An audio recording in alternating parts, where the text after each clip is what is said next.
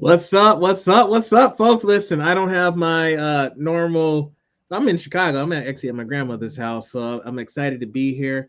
Um, Sheldon Akins, by the way, if you don't know who I am, I'm Sheldon Akins, host of the Leading Equity podcast, also a host of the Art of Advocacy. Every Thursday we go live. I'm excited about today's special guest, but yeah, as you can see, I'm here in my old room I used to hang out with at my grandmother's house.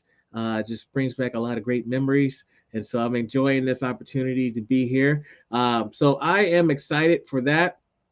We are going to we're going to get started in just a moment.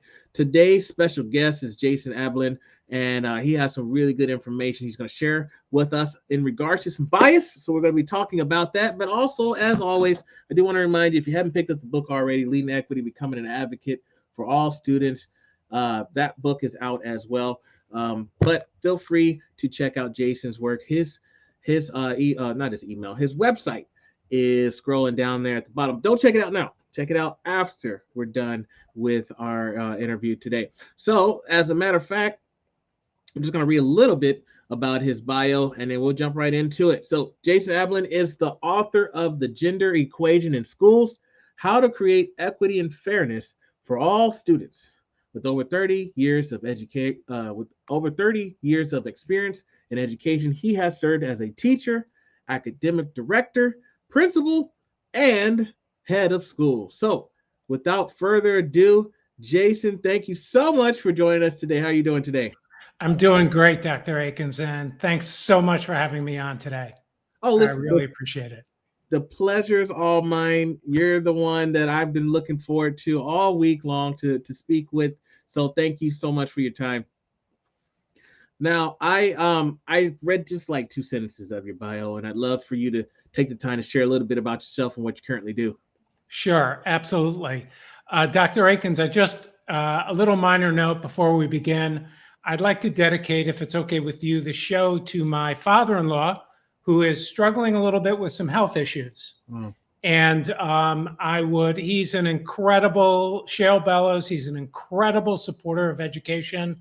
He has been his whole life, schools advocate for teachers, and he's just been a huge role model for me. And I just want him healthy and well and living his best life. So if that's okay with you, if we can dedicate today to him, that would be really special for me. You do not have to ask permission for that. That is totally fine with me. I'm offended that you even asked. So, okay. Yeah, absolutely. And can I ask, where is he located? He's in Chicago, actually, where you are right now. He's in Skokie, Chicago. So Skokie, Illinois. So hopefully some of the people who he knows are here and shouting out to him, and that's really great. Okay. So he should be well and healthy for many, many years. Yeah. Absolutely. Yeah. You never have to ask permission. And by the way, Jason, it's totally fine. You can call me Sheldon. Okay.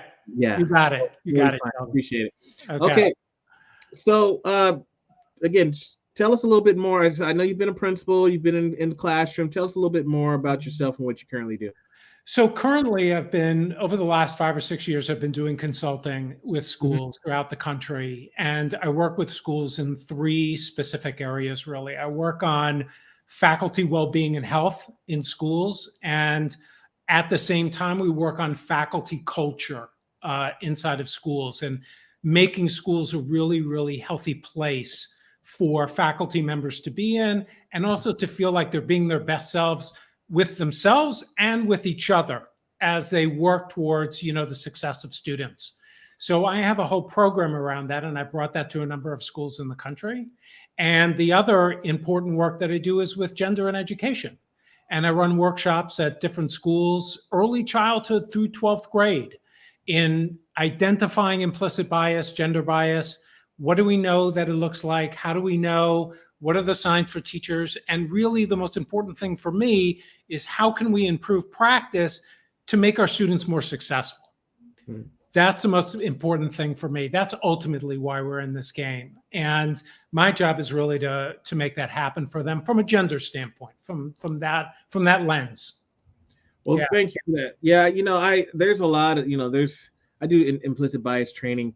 And I'm curious as far as, because implicit bias kind of can be more of a broader brush, if you will, but you specifically do a lot of work on the gender side of bias. So I'm just curious what brought you there.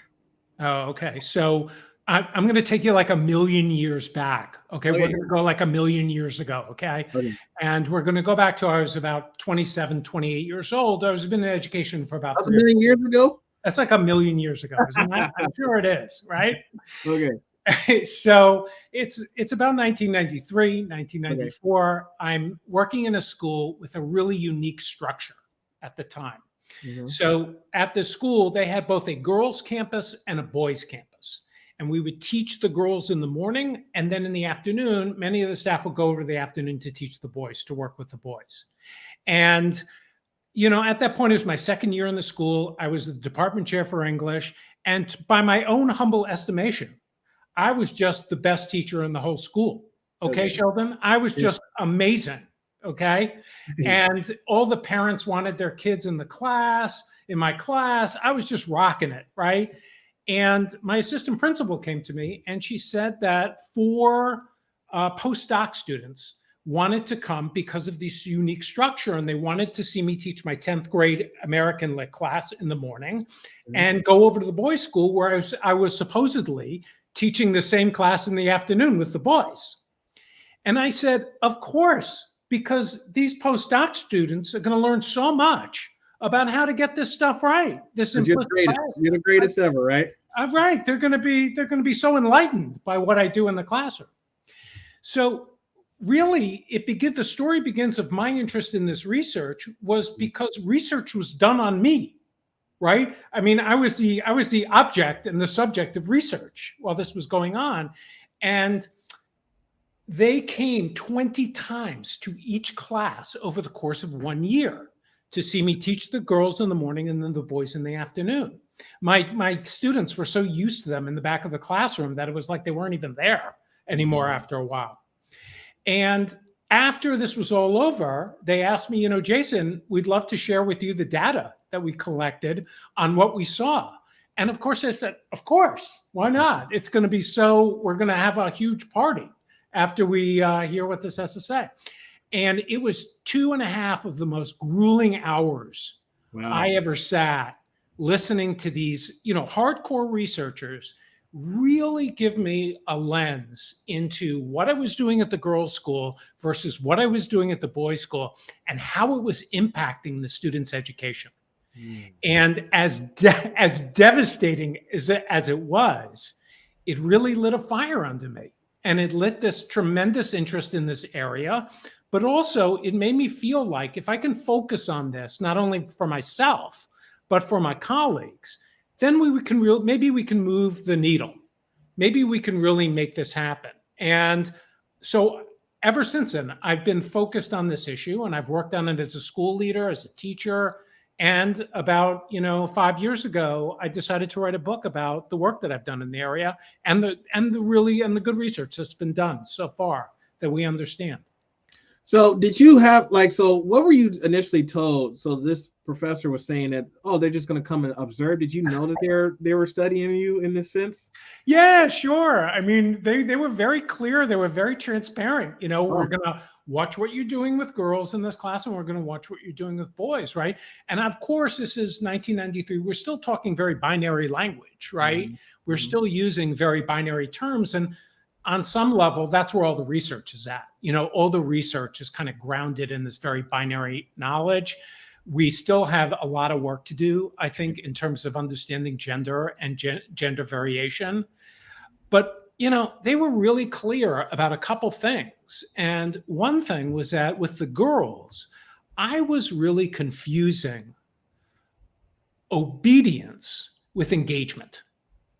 Okay.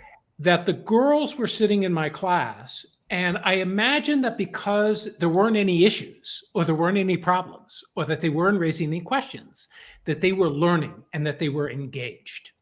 And the reality was anything from that truth, right? The reality was that I was allowing them to get off the hook a lot just because they were acting like in this very passive gender-associated way in my classroom. And they were really clear to me, Jason, you really love your subject. you're doing well, but you're probably only tapping and touching about 40% of your students in this class because you're not fully engaging the girls because you think they're learning when they're not. That was, to me, that was devastating at the time, that there was so much more I could have been doing with my students, but because I was putting them in this gender box, which is a term I'm going to use, I'm going to continue to use that.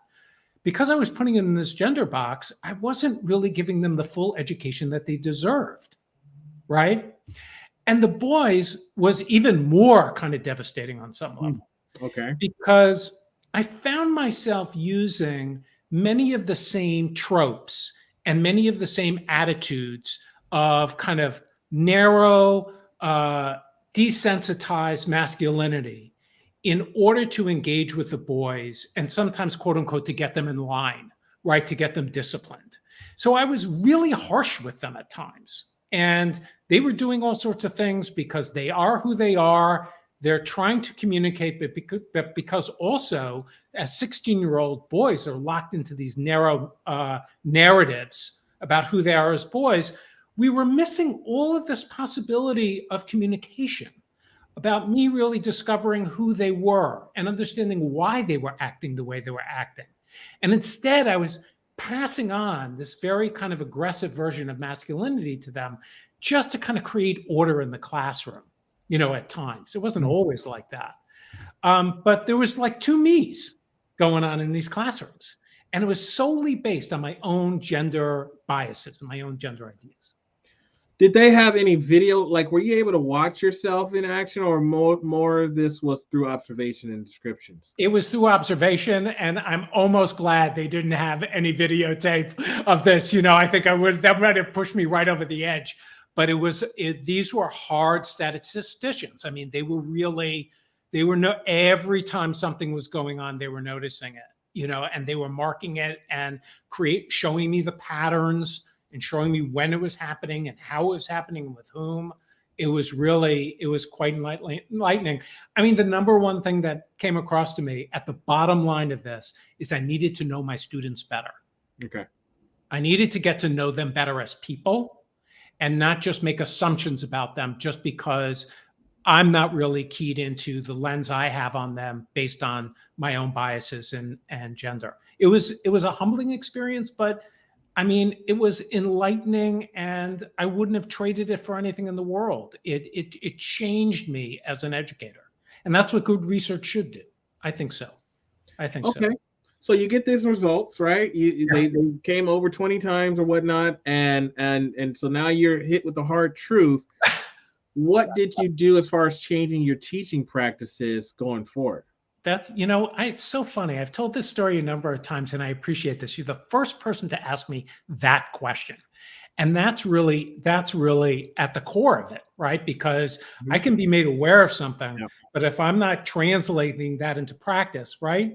So in the girls' class, in some ways, it was much easier. In the girls' class, I really made sure that I had my own data, that I was collecting my own data about who was speaking, how often they were speaking, and how often I was making sure that everybody was speaking in class. So I made this all very transparent to the students because I didn't really want to, try to get something over on them or anything like that. So I said, over the course of 2 class periods, everyone in this class is going to have to speak. And I said, sometimes I'm going to ask you the simplest question in the world. And I call that question with teachers, I call that the soft pitch over the middle of the plate, right? I'm just going to give you something you can knock out of the ballpark. And I don't care if you say to me, I don't know, or I'm not sure, or I need to think about that more. That's okay. But everyone in here is going to engage, and everyone in here is going to show up every day, and there's no fading into the background. So on some level, that was kind of an easy fix at the girls' school. The boys' school was more complicated, right? The boys' school was not about engagement. The problem was the question of the right kind of engagement that I wanted to get from them, right? And so what that took was for me to address issues after class took place and saying to the boys, I need to sit down with you one-on-one. I need to get to know who you are better. I need to understand you a little bit more because I think we're missing each other in class. You and I are on two different wavelengths. We're ships passing in the night. And I want to get to know you better so that when I engage you in class, you can feel like you can bring your best self to class in this way. Sometimes that's all I needed to say. Sometimes that's it. That was it. Just showing them love, right? Showing them caring and kindness, and that I was really thinking about them in this way changed everything for these boys. They were happier to come to class. They were more engaged. They were doing their work more. They felt like I was on their side. I mean, many of them by the end of the year were coming up to me and saying, "Hey, Mr. Ablin, can I talk to you about something after class? I'm struggling with something," or whatever it is. And of course, I'm jumping through the roof because I feel like I've won, at that point. But my relationships with my students just got so much more deeper because I put these practices into place on a daily basis. And I stopped becoming much more reactionary with the boys. I really pulled back. And that was hard. That was hard work. That did not come immediately. That was me also kind of, dealing with my own insecurities and my own, all of the stuff about masculine culture that I had embedded in me for, 28 years, 29 years. So those were some of the practical things that I did. So I guess I'm curious, what do you think maybe, or why do you think that you might have been tougher on the boys than you might have been on the girls? Because again, two different experiences. You thought you were doing your thing, you're the best teacher ever, and then now you get hit. So I'm just curious, what do you think might have led to the differences with how you were treating the boys versus the girls? Well, I really do think it's this embedded notion of what we think boys can take and what we think that they can, how to get to them and what they tolerate and everything like that. And there have been multiple studies that have shown this, not only in the standpoint of teachers, but in the standpoint of parents, right? That parents, both mothers, fathers, also in single sex families with two mothers and two fathers, that when they have sons, the nature of the language when having to talk about difficult issues changes. The nature of the language and also the approach changes. We are just in general much more aggressive with boys than we are with girls in these moments of tough, confrontation, or when things are not going well. We tend to go there with them because we think that that's going to be the way to get to them. Right? So we don't even recognize that we're doing this sometimes. Our voices change, our tone changes, we get in their face, we become physically closer to them, right? Because we imagine that somehow this aggressive behavior is somehow going to help us get to them. And it does actually the exact opposite. It shuts them down. It shuts them down. It might quiet them for a moment, but they become so full of fear and they feel so betrayed on so many levels by the adults in their in their lives in general, that the long-term impact is always going to be negative. It's always going to be negative in this way. Okay. Long-term. Okay. So that makes sense. Now I'm curious. So you found out about maybe some biases on your own side, but then you've also done more research. Can you share maybe what are some of the other biases, gender biases that you've seen from your research? Right. So I'm laughing a little bit just because, once you start down this rabbit hole, it's like, okay, anyway. So, I mean, you and I both as educators, Sheldon, we've been in multiple meetings with parents, with school counselors, IEP meetings, with teachers. We've been in faculty lounges. And what are we talking about? We're talking about students. Yeah. Right? We talk about our students. So in one school I was principal in, which was a mommy and me through 8th grade. Okay. That was the length of the program. I was principal of the whole school. And we used to write written narratives about students for the report cards. Okay, so not only did they get grades, but they also had written narratives that they had to do.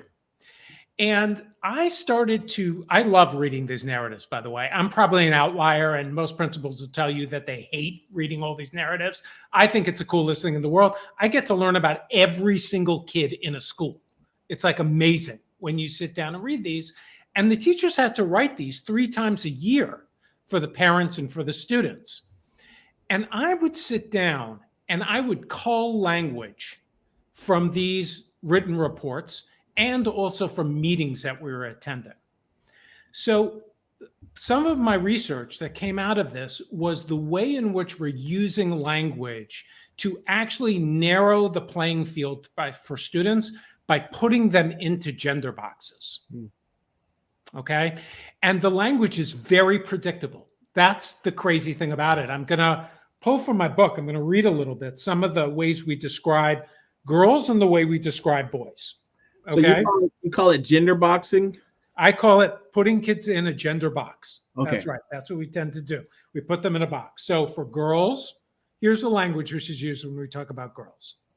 They're neat, they're intelligent, they're kind, hardworking, they can be silly, okay, collaborative, caring, sweet.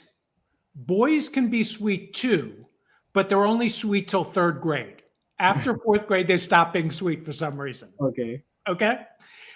Talkative, which can also be chatty, right? They can be talkative or chatty. That's the language that's used. And cooperative.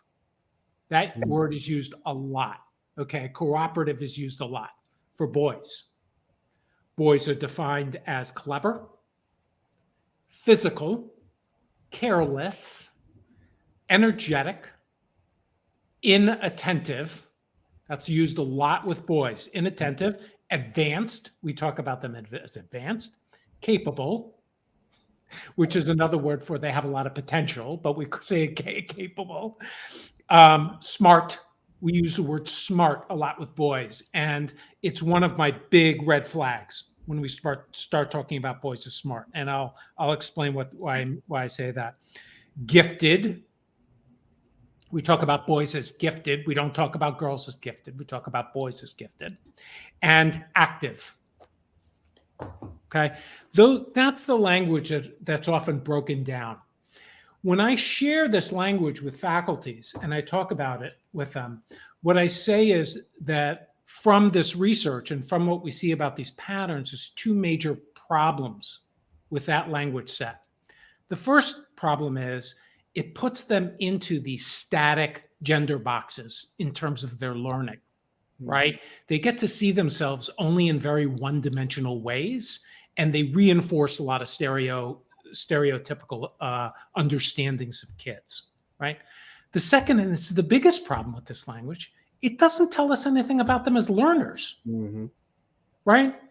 So I go through this process with faculty where we start to learn how to become storytellers of students, okay?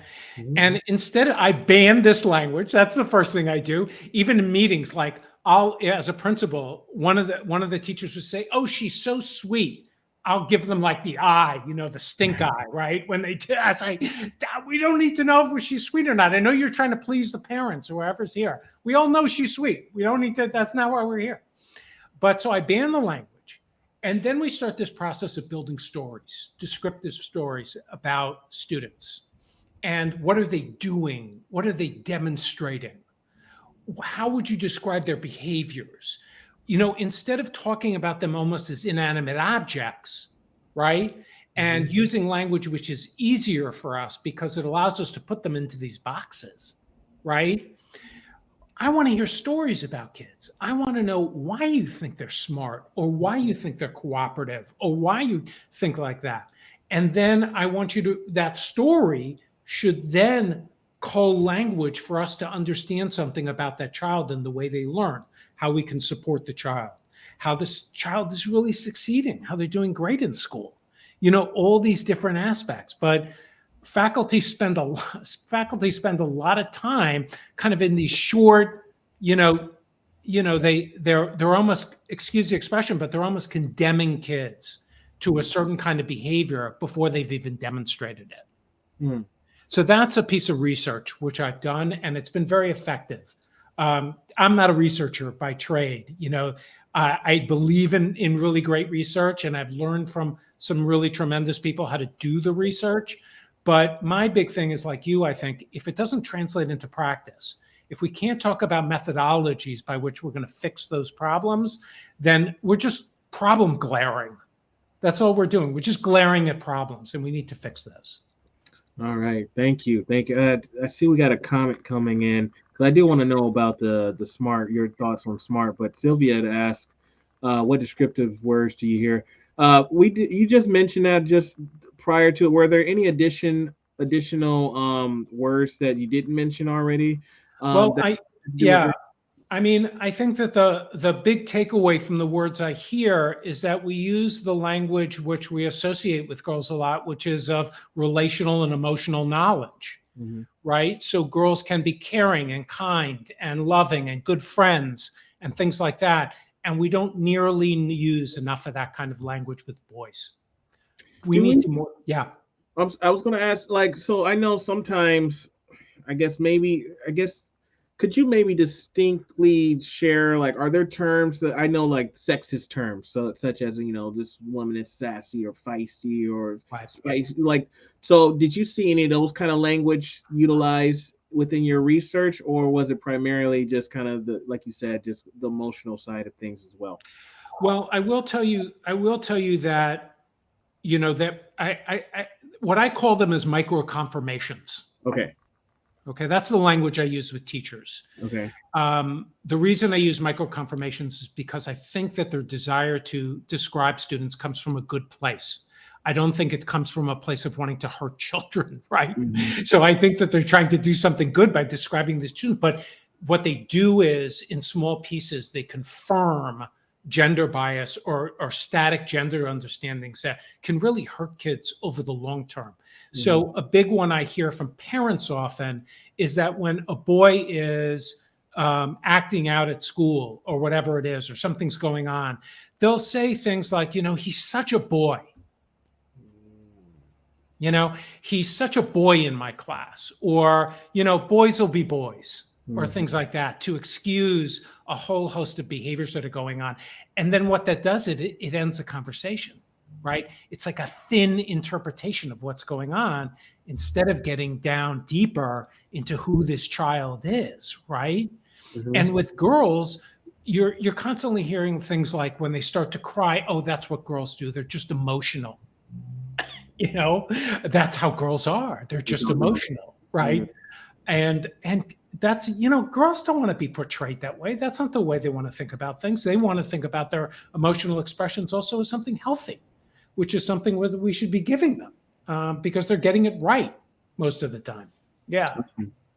That makes sense. Okay. So I'm curious.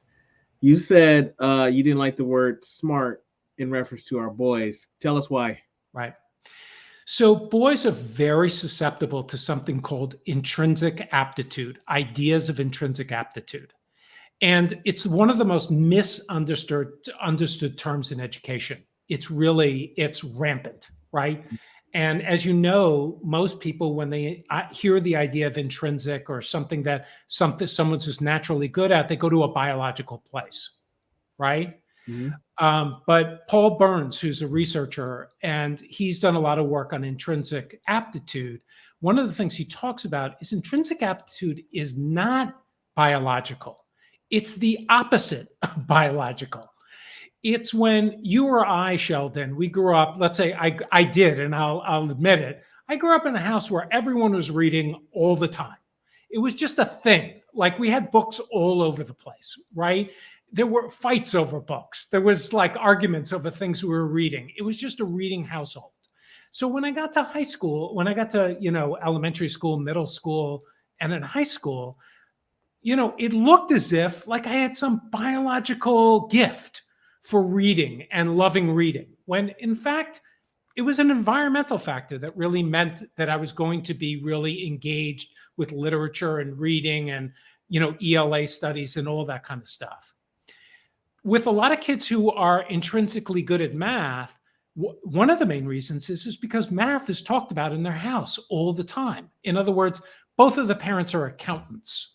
They're constantly, their work is constantly driven by talking about statistics and sheets and data and math problems and math understandings. There'll be often in a house where a kid is very good at math, there'll be a parent who majored in mathematics, and that's what intrinsic aptitude is, right? Acquired aptitude is when you really work at something hard, which you have not necessarily been exposed to a lot. Boys are very susceptible to this biological idea of intrinsic aptitude. So when they're asked about something they're really good at, right, they'll say, oh, that's just because I'm really good at it. I'm just natural at it. I'm a natural at it, they'll say. And then when they're not good at something, they'll say, I didn't put any work into it. I didn't try, right? I don't really care about that, right? So smart becomes this very, very static, almost, it locks them down academically for boys, where they can't see themselves, where really hard work and effort is going to get them to a much better place than these ideas, these, notions of intrinsic aptitude. So smart is one of those words. Smart is one of those words which lock them in. I tell parents all the time, don't tell your kid they're smart. Like tell your kid that you want to see him work really hard and put a lot of effort into things. That's what you want to see. Try your best, right? Smart is good. As my mother said, my mother from New York, and I'm from New York originally, she would say, being smart and $2.75 will get you on the New York City subway. I know a lot of smart people. Yeah. Some of them are successful, some of them aren't. It's not going to be the thing that decides whether you're you really feel good about your life, you feel successful about things, and you feel like you're living a quality life. Yeah. Okay. So I got a question, and it kind of goes with, so Sylvia made a comment earlier. I have STEM Girls program. I was wondering what are words we need to be using. So it made me think, when there's, I guess, male-dominated positions or programs or female-dominated, those kind of things, is there common language or some language that we should be mindful of when we're thinking about individual or representation that maybe is not as prominent in these areas, such as girls in STEM? We obviously want more, but are there some tips that you might have for these type of challenges? Well, I think that, Sylvia's question is amazing. It's really a terrific question, because I think we're trying to constantly crack this puzzle of girls in STEM. Yeah. One thing I'll say, which is not a solution to this problem, is pink robots and coding about fashion. That is not a solution to this problem. Okay. Girls do not want to be disrespected in this way, particularly those who have an interest in STEM. They have an interest in this stuff for many of the same reasons that boys have interest in this. And so to think you're going to change the paradigm by all of a sudden having robots with dresses on them, is that just reinforces all of this gender nonsense. Are you seeing that? Like, have you, is that a thing? Oh yeah, it's incredible. It's incredible, wow. Like what they do with the decoration of STEM labs to try to get girls interested. Like some kid is really going to spend, 50 hours in a STEM lab because, there's pink on the walls. Yeah. So, okay. So when we take a step back, one of the things the girls talk about a lot is that they want to be rewarded and acknowledged for the benefits of cooperative learning inside a STEM lab. And sometimes what teachers do, and they do it unwittingly, is that they're rewarding or they're focused more on the individual achievements of particular students rather than what girls do together as a group to solve problems, to make things happen. Girls are, and it's all good. Girls are, we genderize them towards a relational sense of things. And that means more cooperation. It also means toning down competition, right? And so they want to see more group acknowledgement when they're working inside of STEM labs. That's one of the things that I've read in the research as well. The other thing that they want to see is they want role models in front of them who can inspire them. So they want to see programmers who are working for companies like Google and Apple and places like this. They want to see people who look like them doing STEM work and talk about what were the challenges of doing it as a woman and also what were some of the benefits. Like, not just talk about how hard it was to jump over certain hurdles that men don't have to jump over, but also talk about what were some of the advantages they had about being a woman in the STEM field. And, you know, women, and this is, again, one of the things that we don't talk a lot about. Women own computational mathematics in this country. Applied mathematics and computational mathematics are largely a woman's field, but we don't talk about that very much. And there are these, yeah, right. I mean, until about 7 years ago, and I met this woman who's a professor at a university in, you know, applied mathematics. I didn't know it either, but women's numbers in those fields are much higher, and we should talk about those things so women understand there are lots of opportunities. Yeah. Okay. That's good. Thank you for the question, Sylvia. Folks, if you have questions, feel free to pop them in. We'll bring them up and we can talk about them. So thank you for those comments. I think, you know, I'm glad that you're doing this research. I want to kind of shift gears over to kind of chat about some strategies for our educators out there who, again, if you follow my show, folks that are familiar with the work that I do, you know, I talk about bias all the time. But I don't specifically talk a lot about gender bias. So I would love for you to share some strategies maybe that you have for educators that are out there who are trying to be mindful of their biases, especially when it comes to gender. Okay. So I'm going to go to one of the strategies I talk about extensively in the book, because I think that it's there's an easy bridge to get to it for educators. It's not complicated. I don't know if you know these statistics. Do you know what bombing rate is, Sheldon, in classes? Bombing rate. No. I'm about to add something to your audits, which you do with schools, which is a really important thing.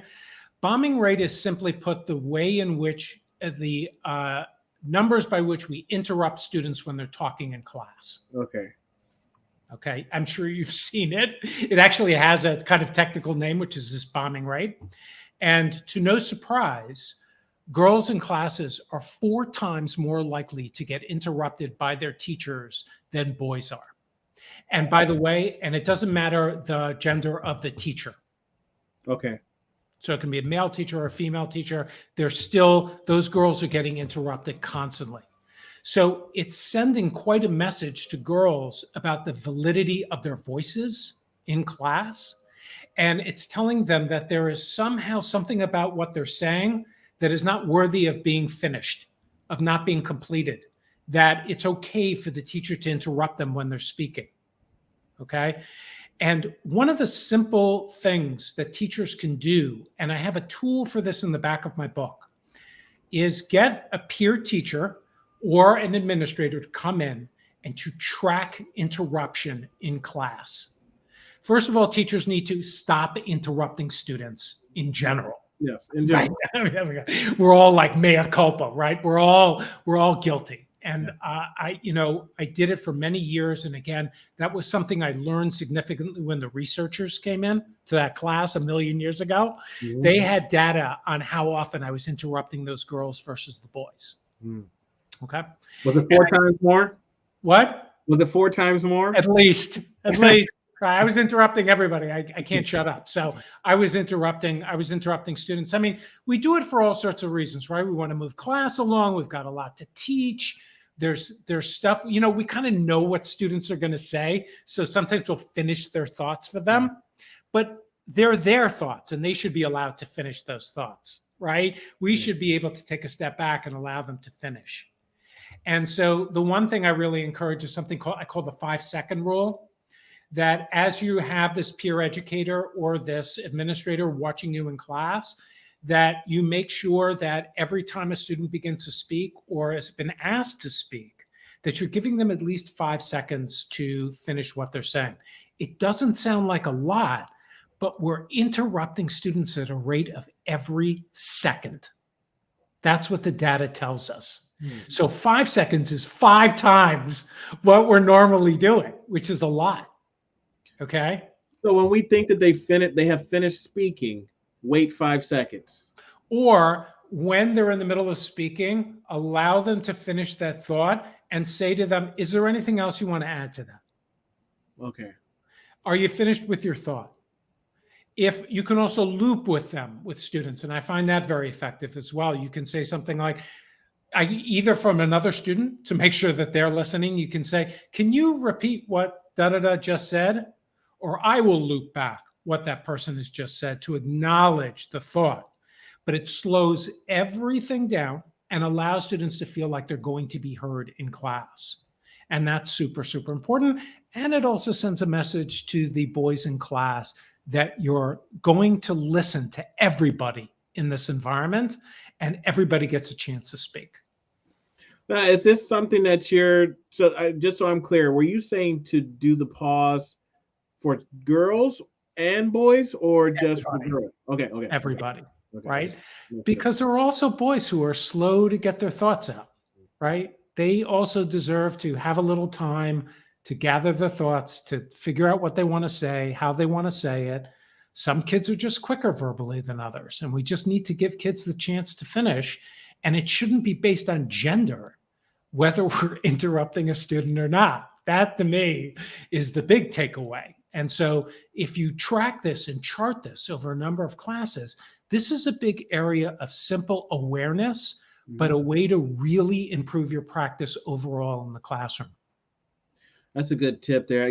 I'm familiar with, you pitch a question to the group and waiting, silently counting to 5. So I try to do that when I do trainings and when I'm in classrooms, things like that. I'll ask a question and I try to get, count to 5.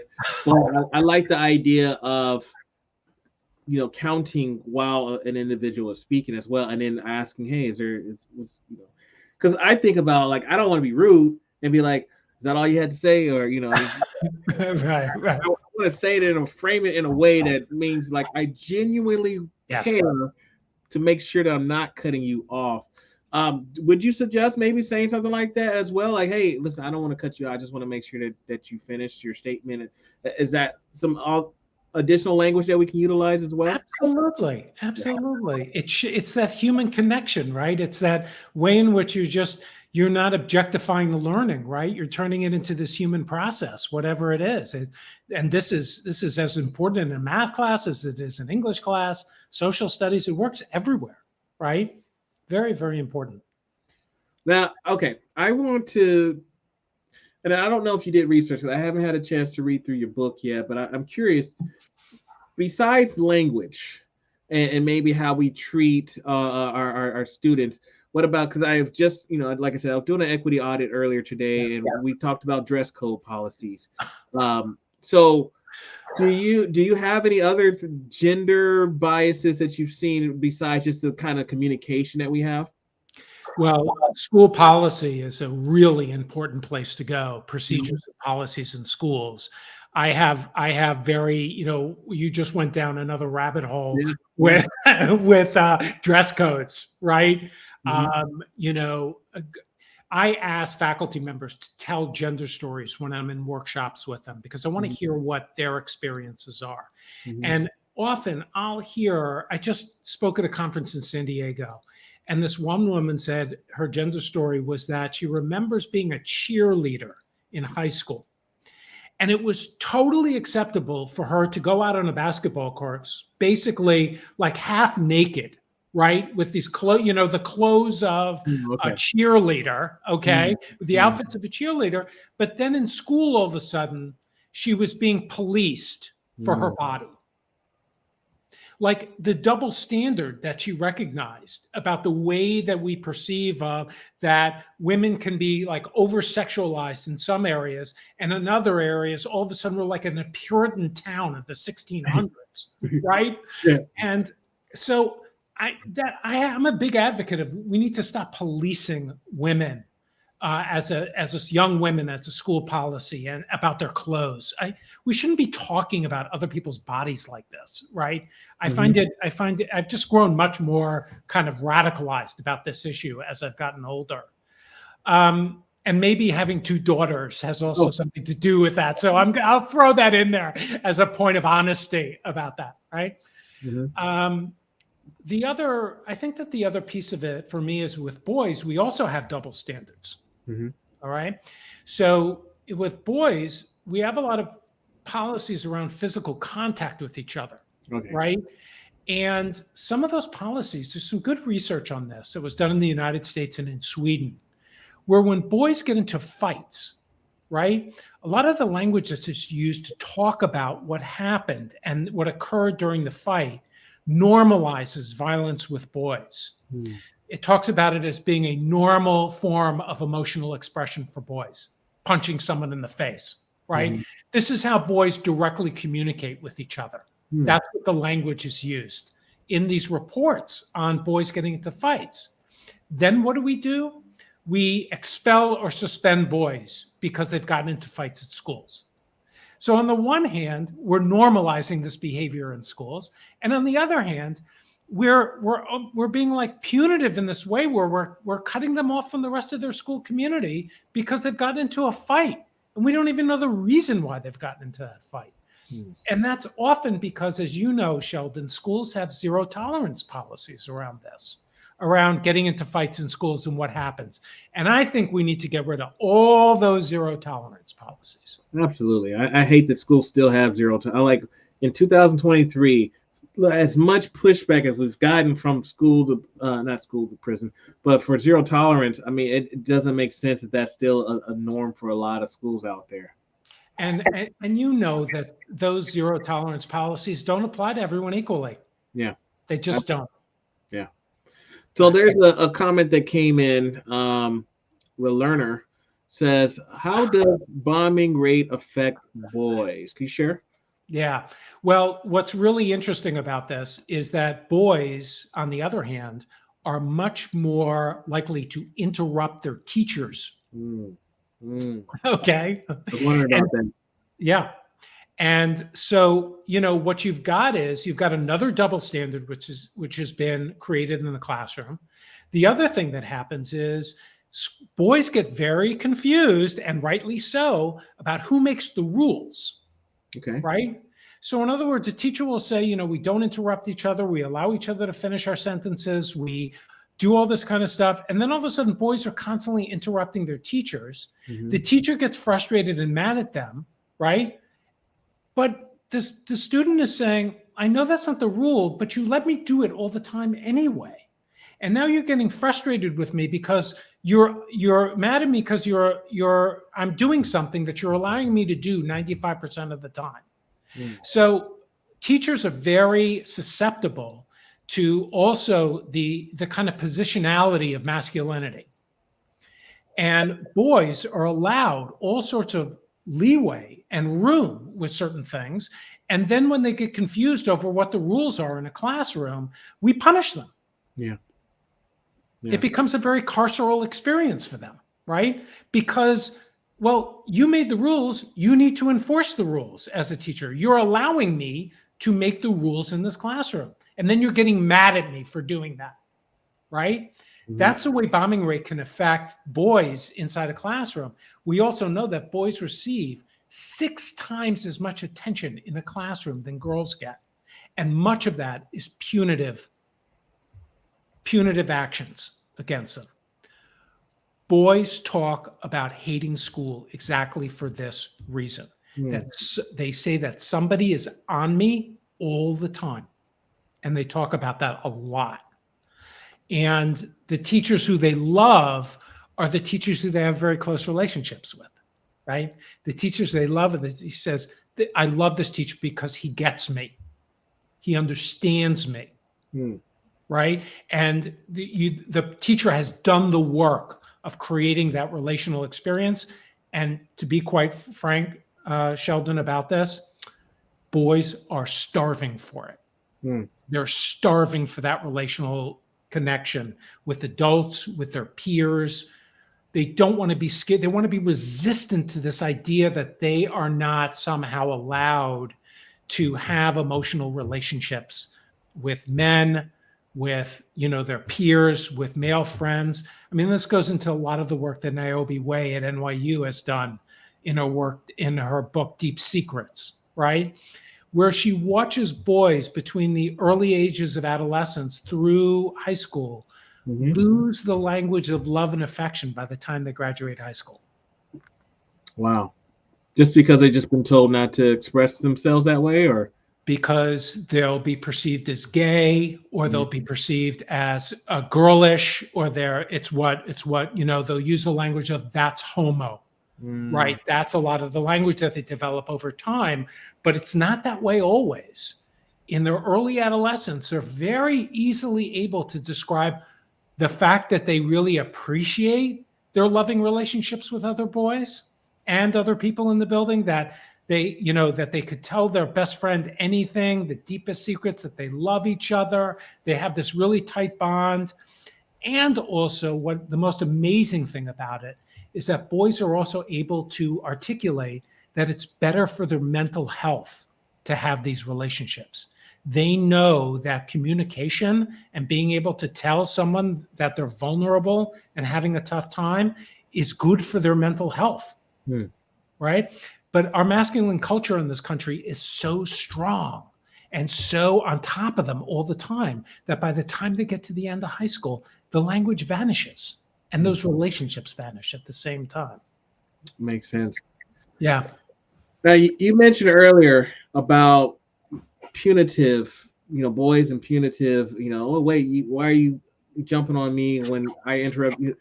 I'm curious. I read the book. I don't know if you read Push Out by Monique Morris, but it essentially talks about how girls are often, viewed as older, especially our black girls are looked at because they're developing a lot sooner and things like that, and so as a result they are often treated differently when it comes to discipline.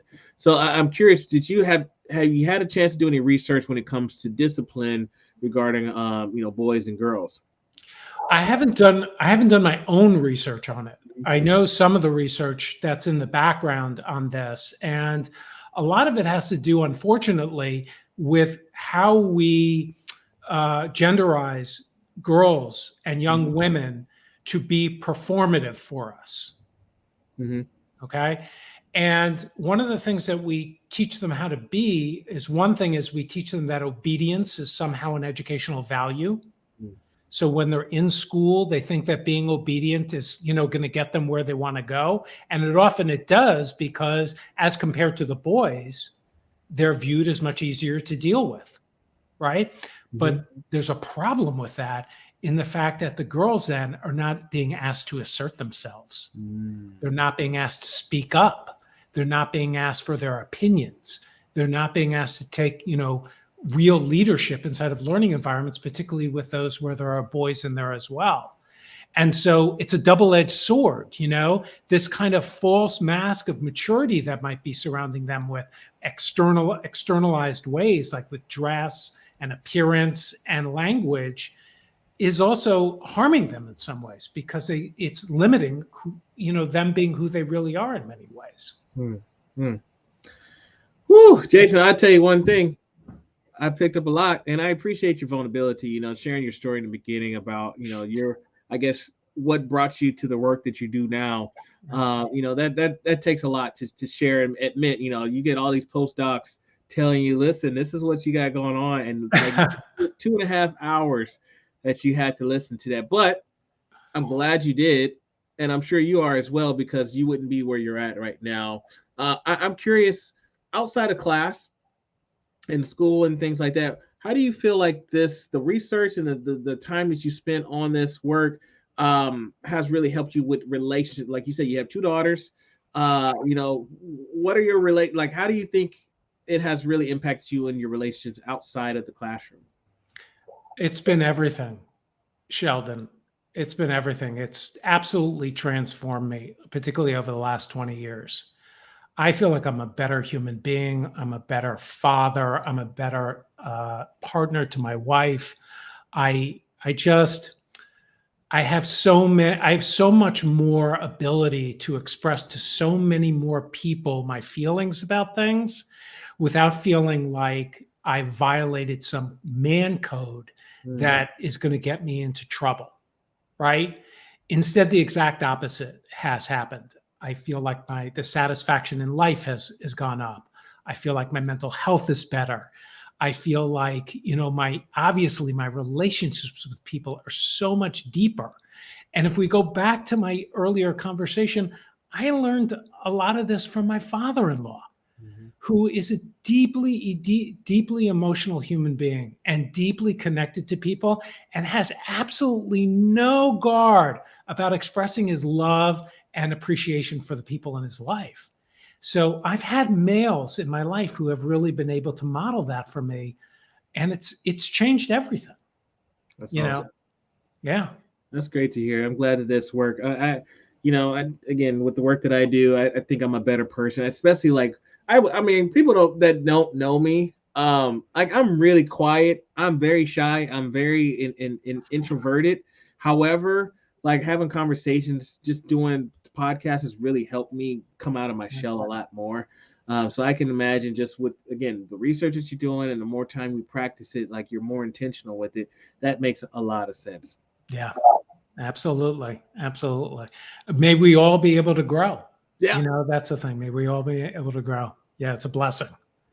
So I want folks to get their hands on your book. Again, don't leave yet, folks. I mean, his website's down at the bottom, but wait till this is over and then check it out. But I'd love for you, Jason, if you could share with us maybe any final thoughts with the audience out here.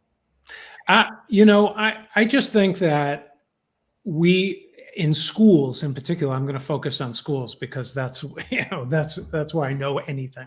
So but I think in schools we have this incredible opportunity inside of schools to, if you'll excuse the expression, and this goes back to hashtag Me Too and the blow up that took place 6 or 7 years ago now. I think we got to stop having conversations about 50-year-old men and their behaviors. Like that's not going to get us anywhere. And I think you're on the same page with me, Sheldon, about this, about we need to be having conversations with our children about this. And the people who spend the most time with children, which are teachers, right? 6 to 8 to 10 hours a day, teachers in classrooms, counselors, school leaders, principals, coaches, right? We need to be having all of these conversations because we want to have these conversations now so these kids can really understand and see a different kind of world moving forward than what's been before. And then maybe we won't have to have so many conversations about 50-year-old men. Yeah, hopefully we can stop. Boys will be boys conversation and all that stuff will go away. Yeah. I have thoroughly been enlightened. If we have some folks that want to connect with you, what's the best way to reach you online, Jason? So reach me at my website. My email is hello@ablineducation.com. Very simple. Email me, contact me. I work with schools. I'm going to be speaking regularly because of the book for about the next 6 or 7 months at conferences and things like that. So get in contact with me. I love to work with school communities, love to be engaged. And again, thank you so much for having me on, Sheldon. It's been a pleasure. It's been a great conversation. Pleasure's all mine, and I've learned a lot, and I do implicit bias training, so it's great to hear that. Yeah, absolutely, folks. Grab a copy of the book, The Gender Education. Oh, I'm sorry, I can't even read. The Gender Equation in Schools. Yes, thank you so much, Jason. It's been a pleasure. Thanks for your time. Thank you, Sheldon. All right, folks. I learned a lot, and like I said, I do implicit bias training, but I don't do a lot of gender. bias as well. I mean, there's all kinds of biases out there, and I really appreciate Jason and the time that he spent. I guess I would even go back from like when he first started. He talked about what his initial, like what brought him to this work. So if you were just joining, he shared a story about his own teaching experience and how eye opening it was. So if you missed it, you definitely got to rewind and check it out from the beginning. And he shares that story, which got him into this work. And I think probably the biggest takeaway from me from today's conversation was the bombing rate. Never heard of this one in regards to how often our girls are interrupted, our teachers interrupt our girls. I mean, and I've done it. I've definitely, and I do it today as an adult. Like, you know, I interrupt people and I try not to. I really do try my best. But again, as a human being, I do make that mistake. But I think the idea of counting to five or asking if someone has further comments to make or if they finish their statement, I think those are some things I'm going to try my best to adopt going forward. So again, his Jason's website is scrolling there at the bottom. Please make sure that you support him as well. Remember the words of Dr. Martin Luther King Jr. If you can't fly, then run. If you can't run, then walk. If you can't walk, then crawl. But by all means, keep moving. Let's continue to be a voice in leading equity. Take care.